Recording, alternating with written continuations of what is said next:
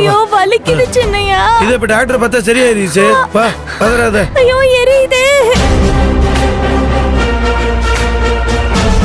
பாருங்க டாக்டர். உட்காருங்க ஈஸ்வரி. என்னாச்சு? தெரியாம தோசை கரண்டி பட்டு கை சுட்டுக்குச்சா?